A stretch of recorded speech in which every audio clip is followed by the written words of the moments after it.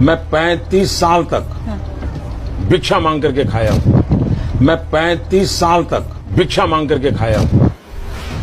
अब ये मत पूछिएगा कि साहब जब 35 साल तक भीख मांगते रहे तो क्या अक्खा इंडिया में एक भी ऐसा बंदा नहीं मिला जो नरेंद्र मोदी, माफ कीजिएगा बाबा नरेंद्र नाथ मोदी जी महाराज से एक बार भी पूछ सके कि गुरु तुम तो इतने हट्टे कट्टे हो फिर भी भीख मांगते शर्म नहीं आती। तो भाई लोग ये तो साहेब का ही जलवा है कि साहेब ने बचपन में चाय बेची मगर किसी ने नहीं देखा। साहेब ने स्कूल में पढ़ाई की मगर कोई क्लासमेट, कोई बैचमेट और कोई स्कूल फ्रेंड सामने नहीं आया। साहेब ने कॉलेज में पढ़ाई की मगर कोई टीचर सामने नहीं आया जो बात कर सके कि उसने साहेब को पढ़ाया है। सोचिए 1992 में साहेब 42 साल की उम्र में आडवाणी के रथ पर दिखे थे। तब आडवाणी जी सांसद थे।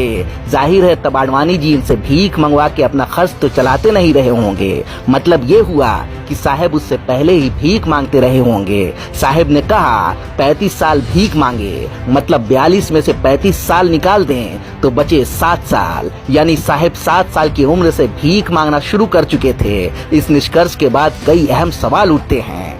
पहला ये कि साहेब 7 साल की उम्र से 42 साल की उम्र तक भीख मांगते रहे तो चाय कब बेची, और दूसरा माँ बाप और बड़े भाई किस तरह के इंसान रहे होंगे जो 7 साल के बच्चे से भीख मंगवाते थे। दरअसल साहेब टनाटन झूठ बोलते हैं। जज्बातों को बेचने की पिनक में जुबान से दिमाग का कनेक्शन कट जाता है। जुबान से बोलने के लिए दिमाग के कमांड की भूमिका होती है जो साहेब पर लागू नहीं होता।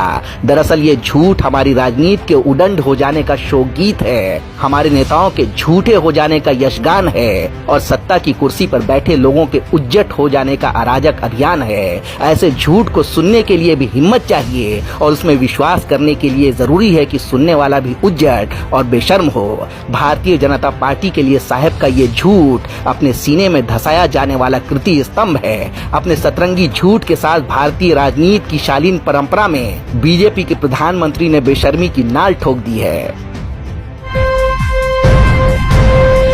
लाइव टीवी, सच सबसे आगे।